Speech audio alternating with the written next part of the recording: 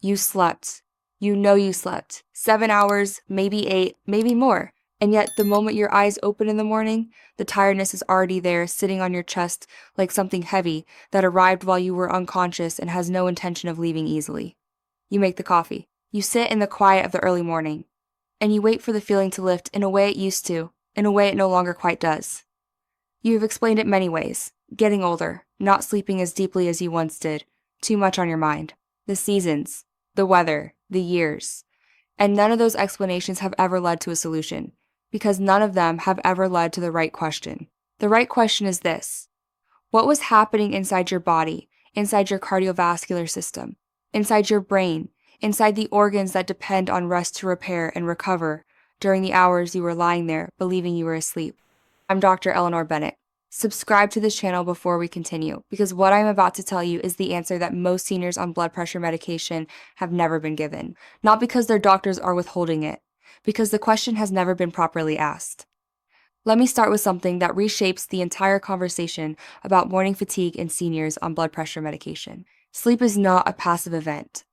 The body does not simply stop while you lie down and restart when you wake up. Sleep is one of the most metabolically and cardiovascularly active periods of the day, a time during which the brain clears waste products that accumulate during waking hours. The heart muscle recovers from the demands of the day. The kidneys complete their regulatory cycles. And blood pressure in most healthy adults drops into a restorative lower range that gives the entire cardiovascular system a genuine period of reduced mechanical stress.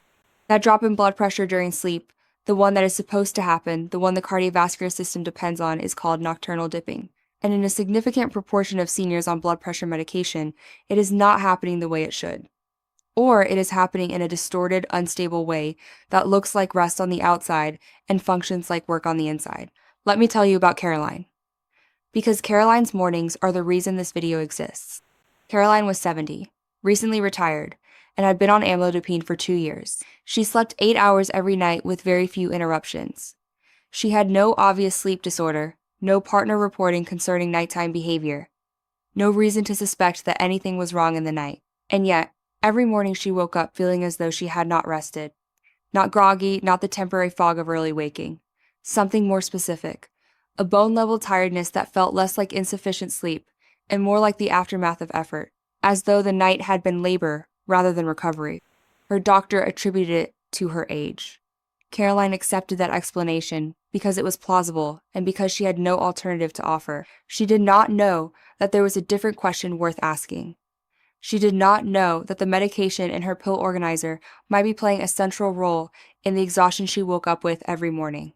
Nobody had told her that blood pressure medications can behave very differently in the sleeping body than they do in the waking one, and that difference can determine in very tangible ways whether sleep is actually restorative or merely a long period of lying down while the body continues to work. Here's what was happening to Caroline at night, and here's what may be happening to you. Amlodipine, as a calcium channel blocker, has a long half-life. It stays active in the bloodstream for an extended period after ingestion. Taken in the morning, it reaches its peak effect in the afternoon and maintains meaningful activity well into the night. For some patients, this nighttime activity is beneficial. It provides coverage during hours when blood pressure might otherwise rise. But for others, particularly seniors, whose blood pressure dips naturally and significantly during sleep, the medication is lowering pressure at the same time the body's own mechanisms are already doing so. The two forces combine. Pressure drops further than it should. The heart, responding to a lower than optimal perfusion pressure, compensates subtly, continuously, without the person feeling it as exertion. But compensation has a metabolic cost, and that cost is what some seniors wake up paying every single morning. Caroline was not failing to rest. Her cardiovascular system was working through the night to compensate for a pressure that had been lowered by the additive effect of medication and natural nocturnal dipping. And the work of that compensation was arriving at her consciousness as exhaustion. Now let me tell you about the other side of this story, the one that is, if anything, more common and more concerning. Because what I have just described, blood pressure dropping too low during sleep, is one pattern. The other pattern is blood pressure that does not drop at all. Non-dipping, the cardiovascular system that does not take its overnight rest.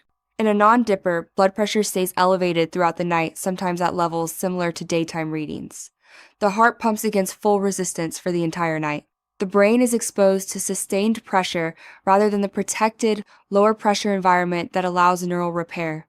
The kidneys process blood at full workload rather than the reduced stress cycle they depend on for recovery. The entire cardiovascular system arrives at morning without the rest biology designed into sleep. The fatigue that results is distinctive, not the tiredness of a bad night, the tiredness of a body that has been running without interruption, that has clocked 8 hours without actually resting. Exhaustion that does not improve with more sleep, because more sleep in a non-dipper is simply more hours of the same sustained work. Non-dipping is associated with significantly higher rates of cardiovascular events, stroke, kidney disease progression, and cognitive decline compared to dipping patients with identical daytime readings, and it is dramatically underdiagnosed and visible to any measurement taken in daylight, detectable only through overnight monitoring that most seniors are never offered. Richard was 73, on losartan and metoprolol, and had complained of morning fatigue to 3 doctors over 4 years. All 3 attributed it to age. None had ever measured his blood pressure at night. When a 24-hour ambulatory monitor was finally placed, the picture became clear within the first 8 hours. Richard was a non-dipper overnight readings, barely different from his daytime ones. He was not resting, he was maintaining. His dose timing was recalibrated. Within 6 weeks, the heaviness that had been his first morning sensation had lightened. He woke up and felt as though the night had done something for him. It had. For the first time in years, it actually had. Before I tell you about metoprolol and sleep specifically, I need to tell you about the most common and most underdiagnosed reason that seniors on blood pressure medication become non-dippers in the first place. Because for many of them, the answer is not the medication at all. The answer is what is happening to their breathing in the night, and how that breathing pattern is driving their blood pressure into a pattern their medication was never designed to address. Sleep apnea, the condition in which the airway partially or completely collapses during sleep. Cutting off breathing for seconds at a time, repeatedly throughout the night. The brain detects the oxygen drop, triggers an emergency arousal response. The airway opens, breathing resumes, and blood pressure spikes with each arousal in a pattern that can repeat dozens or even hundreds of times across a single night. Most people with sleep apnea do not know they have it. They do not wake up remembering the arousal events. They simply wake up tired as if the sleep they are certain they got was somehow insufficient. Their partners may report snoring or interrupted breathing, or they may sleep alone and have no external observer at all. In seniors on blood pressure medication, undiagnosed sleep apnea creates a specific pattern. The medication lowers pressure during the day. The sleep apnea drives pressure up repeatedly at night. Daytime readings look acceptable. Overnight readings would tell a story of repeated surges the medication is doing almost nothing to prevent. The heart, brain, and kidneys accumulate damage that no daytime measurement captures. Stanley was 75, on lisinopril and amlodipine, telling his doctor for 3 years that he woke exhausted despite adequate sleep. His doctor attributed it to retirement adjustment and age. Nobody had asked about snoring. Nobody considered that a man who fell asleep within minutes of sitting still might be experiencing the daytime sleepiness that is a cardinal sign of sleep apnea. When his wife finally mentioned she had been sleeping in the spare room for 2 years because of his breathing, everything changed. A sleep study showed moderate to severe sleep apnea. Treatment was initiated, and Stanley's blood pressure, stubbornly inconsistent despite 2 medications and perfect compliance, began for the first time to behave predictably. The medication had not been failing. It had been fighting a nightly storm nobody knew was happening. If you snore, or have been told you snore, or fall asleep easily in the afternoon, mention it at your next appointment as a blood pressure issue, because in your body, on your medication, it may be exactly that. Now, let me tell you about metoprolol and sleep specifically, because beta blockers add a dimension to the morning fatigue story that is almost never discussed, and that explains why some seniors on metoprolol feel specifically mentally flat in the mornings in a way that is different from ordinary tiredness. Metoprolol works by blocking beta-adrenergic receptors, the receptors that respond to adrenaline and related hormones. This slows the heart, reduces cardiac output, and lowers blood pressure. But beta receptors are not only in the heart, they are also in the brain. And there is evidence that metoprolol, which is lipid-soluble and crosses the blood-brain barrier more readily than some other beta blockers, can dampen the brain's response to the morning surge of activating hormones that normally facilitates the transition from sleep to alert wakefulness. In practical terms, this means some seniors on metoprolol experience a morning that feels chemically blunted, not just physically tired, mentally slow. The alertness that should arrive with waking comes later, or incompletely, or requires more coffee and more time than it should. This is not dramatic cognitive impairment. It is a subtle but real alteration of the neurochemistry of waking one that is consistently underreported because it seems too vague, too ordinary, too easily explained by age to bring to a doctor's appointment. Vivian was 69 and had been on metoprolol for 3 years. She described her mornings as foggy, in a way that made her feel older than she was. Not confused, not forgetful, just slow. Like the volume on her mental processing had been turned down by 2 or 3 notches during the night and came back up reluctantly over the course of the morning. She had stopped scheduling anything important before 10 a.m. because she simply did not feel capable of it earlier. She had told her daughter she was just a slow starter. She had never told her doctor because she did not have the vocabulary to make it sound like a medical complaint rather than a personality description. When the connection between metoprolol and morning cognitive sluggishness was explained to her that beta-1 selective blockers like metoprolol could blunt the morning adrenergic response in susceptible individuals, Vivian sat quietly for a moment and then said something I have not forgotten. She said, "So, it is not that I have become someone who starts slowly. It is that my medication has made me start slowly." Yes, exactly that. Now let me tell you about the specific medication timing mistake that makes morning fatigue worse in seniors on blood pressure medication. Because this is the actionable piece, the thing that changes after this video. Many seniors take all of their blood pressure medications in the morning. This is the instruction most commonly given. And for some medications, morning dosing makes clinical sense. But for seniors who are non-dippers, or who experience excessive overnight pressure drops, or who have the kind of morning fatigue I have been describing, morning dosing of all medications means that the overnight period, the window of highest cardiovascular need and lowest pharmacological coverage, receives no targeted attention at all. Research on chronotherapy consistently shows that seniors who take at least one blood pressure medication at bedtime achieve better nocturnal control, higher rates of proper dipping, and in multiple large studies, lower rates of cardiovascular events compared to those who take all medications in the morning. This does not mean everyone should switch to evening dosing. It means the question of when to take which medication evaluated against an individual's actual overnight blood pressure pattern is a clinical question worth asking. One, most seniors have never been formally offered. What the tired morning is telling you is that something in the night is not working the way it should. Not your sleep architecture, not your age, the cardiovascular management of your sleeping hours. That is a problem with a name, a measurement tool, and solutions, none of which require accepting that waking up exhausted is simply the price of getting older. Let me tell you what years of non-dipping nights actually cost the organs. Because the morning fatigue is the symptom you feel. What is happening underneath it is the story that matters for the years ahead. The brain is the organ most immediately sensitive to the absence of proper nocturnal blood pressure dipping.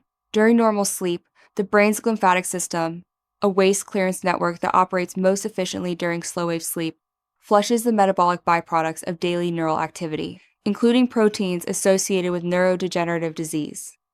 This clearance process depends on the brain being in a state of reduced vascular pressure and high-quality sleep. In a non-dipper whose brain is exposed to sustained elevated pressure throughout the night, this clearance is impaired. The waste products that should be flushed accumulate longer. And over years, that accumulation is one of the pathways through which persistent nocturnal hypertension has been linked not just to stroke, but to cognitive decline.